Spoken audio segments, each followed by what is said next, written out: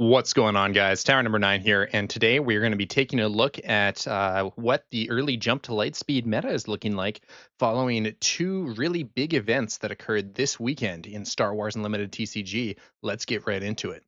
So the first big tournaments for Jump to Lightspeed are in. We saw the battle in Atlanta, which is also known as BIATL in the US. This was a fan-run tournament organized by the Bothan Network, especially by Frank and Courtney. Big shout out to them for running this. I think it was really cool.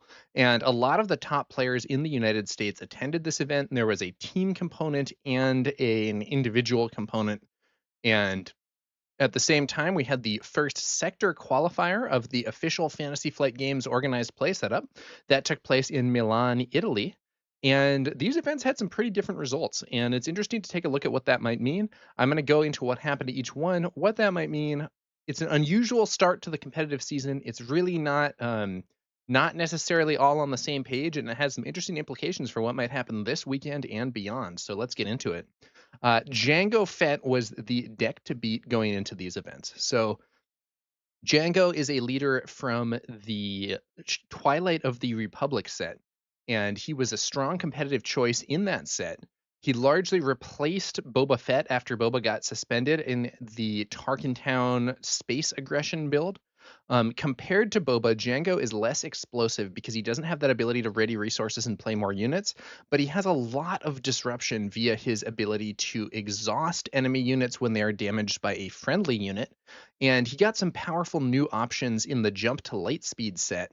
In Twilight, there was an interesting situation where he had proved to be kind of overrated. So going into the PQ season, people thought Jango was the deck to beat in Twilight, and it didn't end up with him having that top level performance in the way that people had expected. He was still a strong option. He was still among the best decks, but he wasn't the clear deck to beat. I believe that both Han and Sabine ended up with more wins than Jango in that season. So now Jango, I think, was in third place, so he was, still definitely a competitive deck, but not necessarily the dominant number one deck in the way that people had expected going into that PQ season.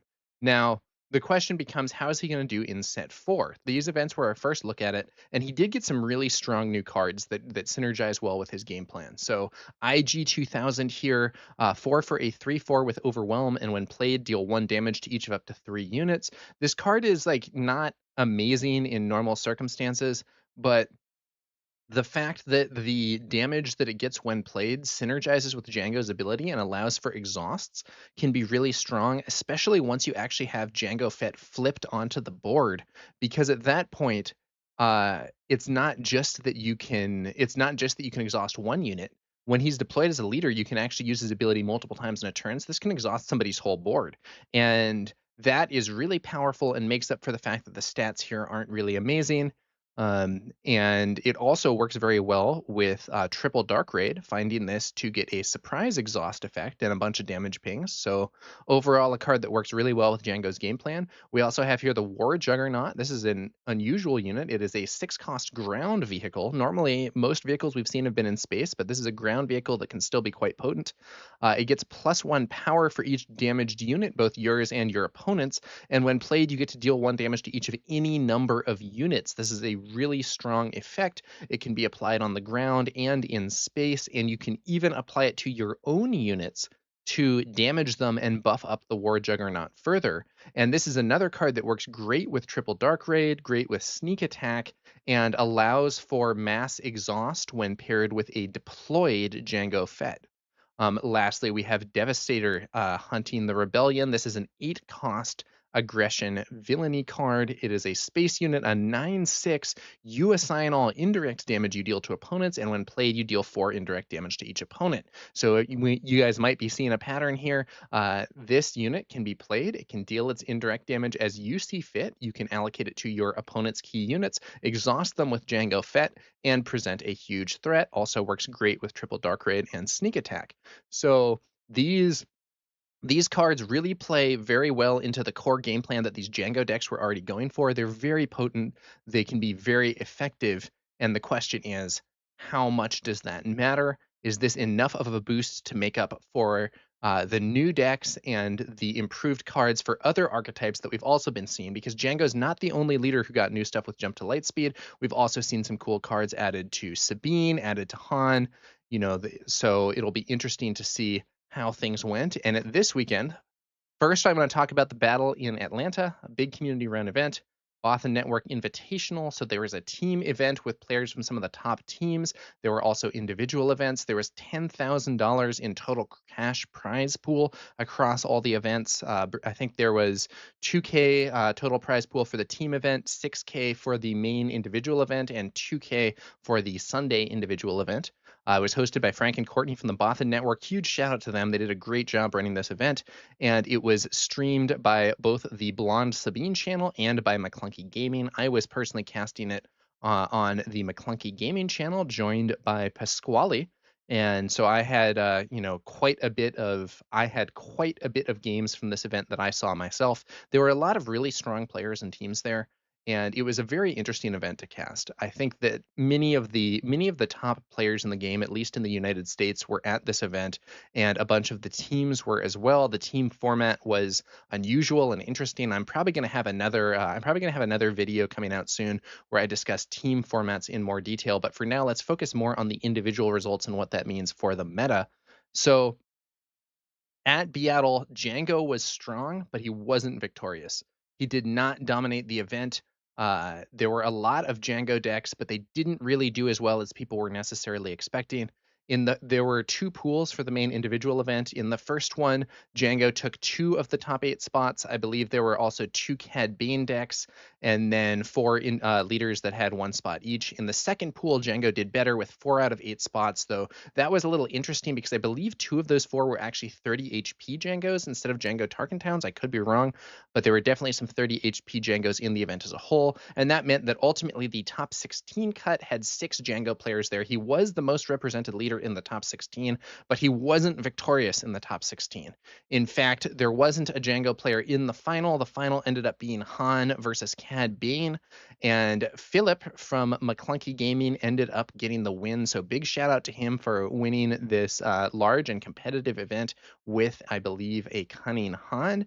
And then on the next day, or on Sunday, there was the 2K prize pool event, which also it had a somewhat unusual format because there wasn't a top cut, so that's a bit of a less competitive format. But there were still a lot of strong players at the event overall, and the ultimate winner of that event was actually not playing Jango. The finals were 30 HP Cad Blue versus Quinlan Tarkentown, and PH Phenom, I don't exactly know how to pronounce that, my apologies, won the event with CAD, so big shout out to Phenom. And, unusual format, but real prizes, very competitive event. Again, Jango was very present, but ultimately wasn't able to take it all the way. So, a interesting thing that I saw when I was casting this event was it seemed like a lot of people had Jango in their sights. Jango was being targeted, I think, by a lot of the stuff, even things that were being played by other Jango players. So I was casting with McClunky Gaming. Big shout out to Titanic and Claire for setting up the video production and getting that going, as well as to Pasquale for casting with me. It was a lot of fun to cast. We did a bunch of games. We were casting Friday, Saturday, and Sunday. So really interesting stuff. I think there are going to be some VODs going up about that on the McClunky Gaming YouTube channel, which you guys should check out. And in the games that I was seeing, I think Jango lost more than he won, and it seemed like people really were thinking about how to counter Jango. We saw mirror tech in main deck in some of these matchups. So one of them would be electromagnetic pulse being included as a counter to Jango's plays, a cheap event that can damage and exhaust a droid or vehicle. Very effective against some of those sneak attack or triple dark raid plays, making sure the opponent doesn't get to swing with a big unit that they just brought in.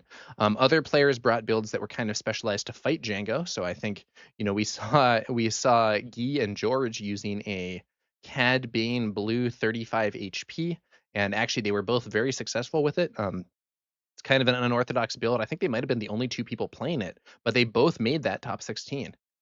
So interesting situation there. And it definitely seemed like a lot of players had been considering how to fight Django. We had one match with Rebel Resource, who was running a Sabine Yellow build, where he said, I believe I asked him in a post-match interview what he wanted to see in the event. And he said, I hope I just play against 8 Djangos. I feel great against Django. So, not an exact quote, but it was clear that there had been some players who had Django in their sights and had come up with plans that they thought were effective against him. And ultimately, Django was not able to win either of the individual events there. Um, so it was a very interesting event, a lot of fun to cast. Again, shout out to all those involved in the production. But it wasn't the only event last weekend. And if it had just been this event, we might be telling one story. But in Milan, it was a very different story. Uh, and this was the first Sector Qualifier event. It was an official event from Fantasy Flight Organized Play. There were over 500 total participants, which I think makes it the largest Star Wars Unlimited tournament that's yet been played, and it was heavily dominated by Jango Fett decks. There was a huge percentage of Jango in day 2 of the event. The top cut, which was a top 8 cut, ended up being 7 Jango decks and 1 Piet. And I believe the Piet got knocked out either in top 8 or top 4, and the finals was a Jango mirror. So that was an extremely Jango heavy event. Very, very unlike what we saw in the very unlike what we saw at BIATL. Jango just seemed really dominant there. And yeah, I think it was a very different case. And I think if we had only had this event, the story would also be different. It would be, oh man, Django might be out of control. Now, I remember an early event where there was huge dominance with Boba Fett Green back in set 1, and Boba Green didn't end up being that dominant in set 1. There were a lot of shifts to the meta, and ultimately, the sky wasn't as falling as people thought, though Boba was still somewhat unbalanced. However, is this one going to go this way? I'm not sure. So where does the meta go for here? Here's one scenario. Let's say that the Django counters become more prevalent. Some of the things that people were running at BIATL to counter Django prove to work really well, even into top Django players. And it ends up creating an environment where, Django is a deck that exists, but there are also a lot of other decks that are prepared to beat him. We could easily see Django falling off a bit, and we could see a meta largely composed of decks that beat Django, with a few people playing Django directly, but a lot of others running decks that are supposed to counter Django and also be good into a broader field. However, we could also see a world where Django players adapt, the counter decks don't end up having lasting relevance, and Django could end up being very dominant as it was in Milan. And let's say this weekend and in other upcoming events, let's say that that CAD blue 35 HP Colossus deck, maybe somebody's got it figured out and can beat it reliably with Django, and the Sabine Yellow and stuff like that doesn't end up working, and we see more events like Milan that are just dominated by Django builds. Finals are Django mirrors, huge percentage of the top 8 is Django, and if that were the case, we would likely need to see some balance changes. Now, I have a little quote from Master Yoda here: impossible to see, the future is. So it's tough to know if that's going to be the case, or if we're going to see the world where the counters end up working out. So how exactly is this meta going to develop? There are many ways it could go. Now, speaking of Django counters, there are some cards to potentially counter him that we've seen. Electromagnetic Pulse, this was a big one. People are actually main decking this in their own Django decks to fight Django mirrors. So it's a 1-cost event in Cunning, deal 2 damage to a droid or vehicle unit and exhaust it. This is it's the same amount of damage as a card like Daring Raid, but it comes with an exhaust, and it's a pretty cheap exhaust. So this can be very effective at countering. This can be very effective at countering opponents who end up using those sneak attacks, triple dark raids, and so on, preventing the unit that they just brought in from doing much before it gets defeated or returned to hand. Sidon Ithano, the Crimson Corsair. This is a 2-cost 2/2 ground unit. It is Underworld, and when played as a unit, you may attach this unit as an upgrade to an enemy vehicle unit without a pilot on it. It then gives -2/2. So this is a card that we saw being played, especially in the Cad Bane builds, I believe, where you can play play this card and then attach it to your opponent's unit as a debuff. And 2 for -2/-2 kills a lot of the earlier game space units that Jango might play. It counters Lurking TIE Phantom if they're on that. It kills 7th Fleet Defender through its shield. And if you're playing it in Cad Bane, you get extra value because you can play this as a unit, and then attach to an enemy vehicle, debuff it, and then fire off Cad Bane's ping effect as well. So some nice synergies there with Cad Bane in particular, but overall a card that can be quite strong. And then on the right here we have Commandeer. This is a 5-cost cunning event. Take control of a non-leader vehicle unit that costs 6 or less without a pilot on it. If you do, ready it at the start of the next regroup phase, return that unit to its owner's hand. This is really, really good. You can use this to take over one of Jango's key units. Let's say that they do sneak attack and they bring in Ruthless Raider. Well, you can just take that Ruthless Raider with Commandeer and send it at them instead of at you. And that can really change the dynamic quite a bit. So these are some cards that potentially counter some of Jango's plays. Are they effective enough counters to keep Jango in check? Well, I don't know. I'm not sure. I'm not sure to what extent people have or haven't even been fully running them. It's possible people will want to include more of these cards in the future, depending on how the meta shifts, either as sideboard or even in main deck. Now, let's talk a little bit about if FFG did want to intervene, how should they do it? So I have an idea. I think that if it turns out that Jango is broken, like let's say this weekend, the other 2 sector events totally dominated by Jango, and then we move on and PQ season totally dominated by Jango. Everyone's complaining about Jango. What should FFG do to change it? I think there's 2 key problem cards that should be addressed. The first one is Triple Dark Raid. Triple Dark Raid is very far above the curve. If you compare Triple Dark Raid to Sneak Attack is a very competitive card. So Sneak Attack, but if you look at Triple Dark Raid, Sneak Attack discounts the unit by less than Triple Dark Raid. Sneak Attack requires you to spend another card from hand, and Sneak Attack kills your unit at the end of the turn. Compared to Triple Dark Raid is a bigger discount. It doesn't cost a card because it searches instead of taking one from hand, and it returns your card to the hand at the end of the turn instead of discarding it, so you can use it again. Now, for a while, this was balanced by vehicle limitations. Triple Dark Raid only works on vehicles, and there weren't really that many vehicles that people were playing. So in the Jango space decks that we saw in set 3, there was times when people would play Triple Dark Raid and they would not find anything good or even miss completely. But Jump to Lightspeed has shifted that because there are many more vehicle options now available. And the unreliability of Triple Dark Raid is a lot easier to play around by putting a lot of vehicles in your deck, and there's more and better vehicles to play. So the downside of this card has been increasingly mitigated as we have seen a larger card pool. This originally came out in Shadows of the Galaxy, and the amount of vehicles that you had access to were not necessarily so high, but it's just been getting better and better as there have been more vehicle options, and it's now at the point where I think it's actually very unbalanced.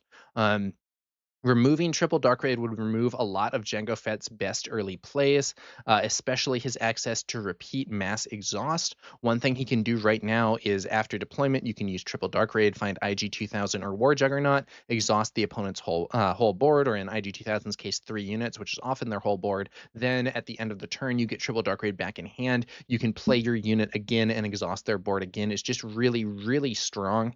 I think removing Triple Dark Raid would be a massive chunk of the Jango deck's power, and I would be interested, maybe more would need to be done, but my first target in balance adjustment would be removing Triple Dark Raid, which I think is an unbalanced card in its own right, and also a key part of why Jango has been dominating so much. And the second card that I would want to intervene on actually isn't even a Jango card, it's DJ. So this card is really problematic for control builds because the ability to deramp your opponent permanently when paired with set 1's Han Solo leader means that a lot of these decks have incredibly bad matchups into Han, and Han has been popular enough that it kind of makes some of these decks just not really able to find their footing.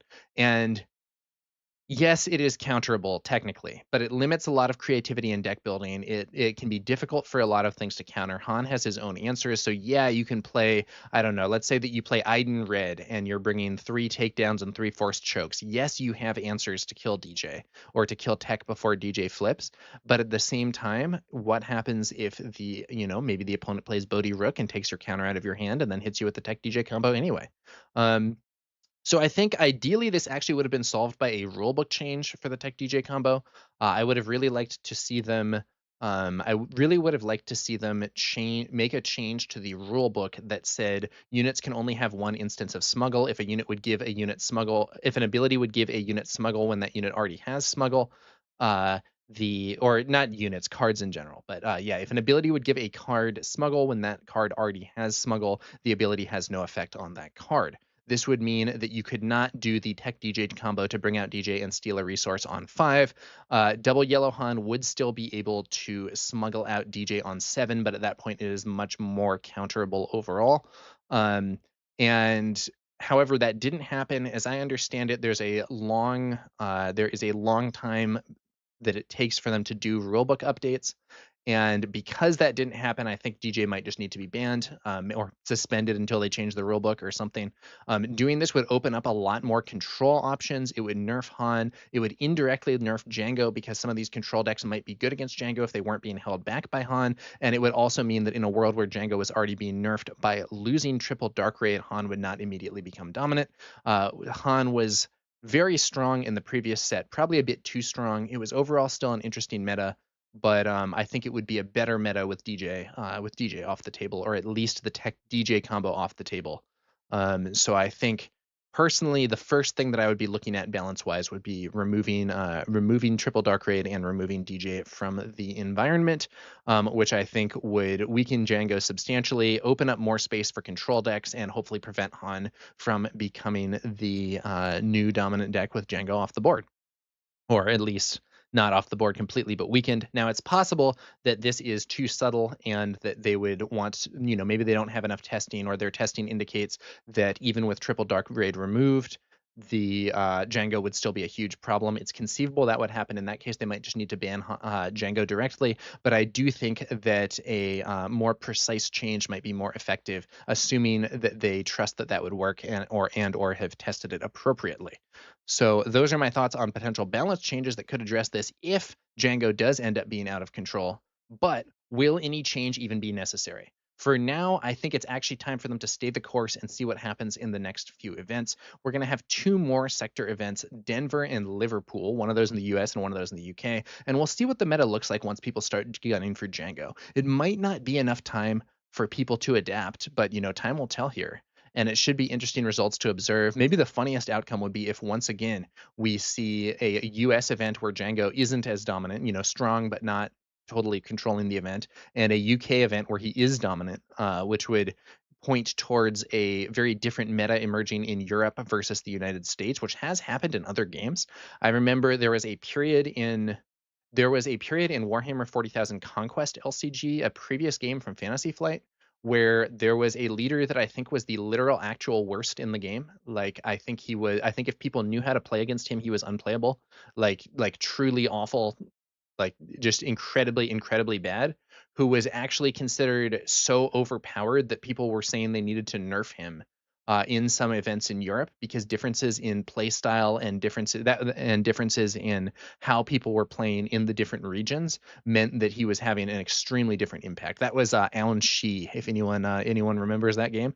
And I maintain that Alan Shee was very bad, but there was a time when he was considered unfairly good, at least and was picking up European events and so on. So interesting situation there. My personal belief is that Jango is probably quite counterable. I think that Jango is going to be. I think that these decks that fight against Jango can be quite effective. I think it's very possible to have a deck that has both a good win rate into Jango and a good win rate into the rest of the field. And I think that my hope and my prediction would be that Jango may well prove overrated again, as he did in set 3, but I could easily be wrong. These sorts of results with Jango are not something to just scoff at and laugh off. I totally recognize that the event in Milan is pretty concerning, and we'll have to see what happens in future events and whether the same sort of stuff continues. I will also say there are some very strong players in Europe. I think there are multiple regions in Europe that have traditionally been very strong in card games. I know Poland in particular has had some very good results in various games. So I do not think we should dismiss the results from Milan, even as I hope that Jango proves to be more counterable than those results should indicate. So we'll have to see exactly what happens, but I think it's a very interesting time in the Star Wars Unlimited meta. What do you think? Do you think I'm crazy and Jango is obviously completely broken and Fantasy Flight should nerf him immediately? Do you think that you have the silver bullet against Jango, and you figured out a deck or a card or something that's going to allow you to counter him, and you're actually hoping a lot of people play Jango at upcoming events? I'd be interested to hear from you guys in the comments. Thanks for watching, and we'll be back later with some more Star Wars Unlimited content. I will catch you guys later.